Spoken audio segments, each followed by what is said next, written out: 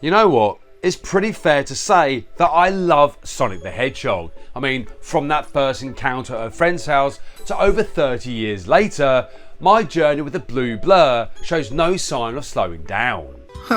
Neat. But just imagine my shock and disbelief when Shadow the Hedgehog made his first appearance in the world of gaming. Oh my.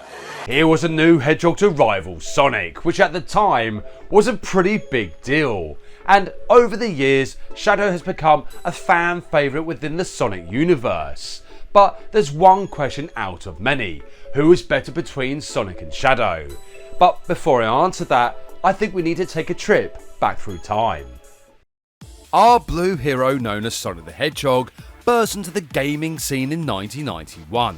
It was from his introduction that he became a fan favourite, captivating players with his high-speed adventures and his charismatic personality. For me and many others, Sonic is still a firm favourite, and I really can't wait to play Sonic Superstars. However, it was in 2001 that Shadow the Hedgehog made his grand entrance in the amazing Sonic Adventure 2. Nice. Shadow was the dark, mysterious counterpart to Sonic. With his sleek black and red design, he brought a whole new level of intrigue to the Sonic universe. I do recall at the time that the world of gaming was wondering whether or not this new hedgehog would replace Sonic, which we all know never happened.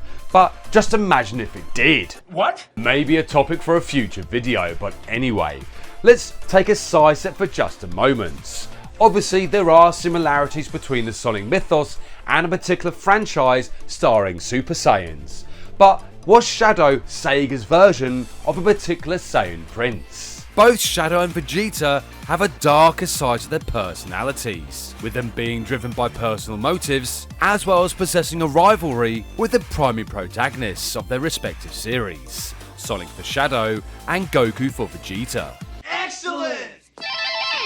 Both of these anti-heroes, if you will, have a competitive spirit, which fuels their determination, and serves a key aspect of their character development.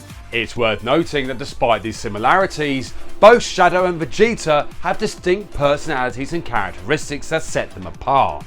But let's get back to the topic of the video and remind ourselves exactly where Shadow and Sonic first met. Shadow and Sonic's first encounter occurred when Shadow was released from stasis. However, he was led to believe that Sonic was his arch nemesis, all because of the evil Dr. Robotnik. And it's from here that Shadow would help to activate the Eclipse cannon.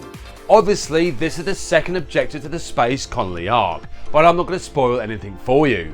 All I can say is go play Sonic Adventure 2. From the get-go, the differences between Sonic and Shadow become apparent right from the start. Sonic represented the light, embodying a carefree and optimistic spirit.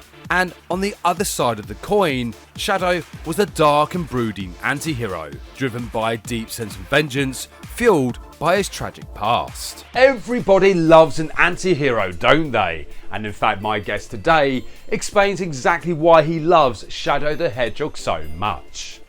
I think out of all the Sonic characters that I like, my most favorite would definitely have to be Shadow the Hedgehog.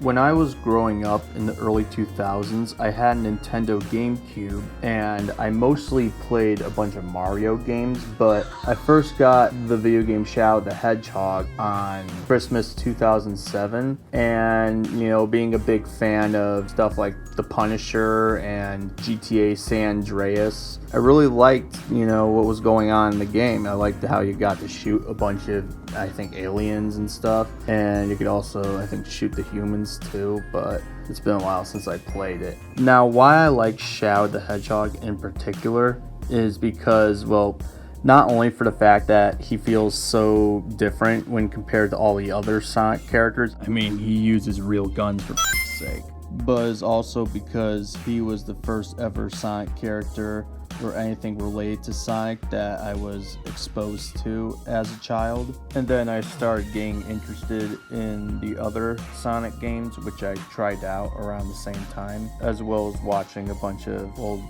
YouTube videos about Sonic. And that is why I like Shadow the Hedgehog. He's my favorite and will probably always stay my favorite. Okay, I'm out. Some really good points, and Shadow the Hedgehog is one game I really need to come back to.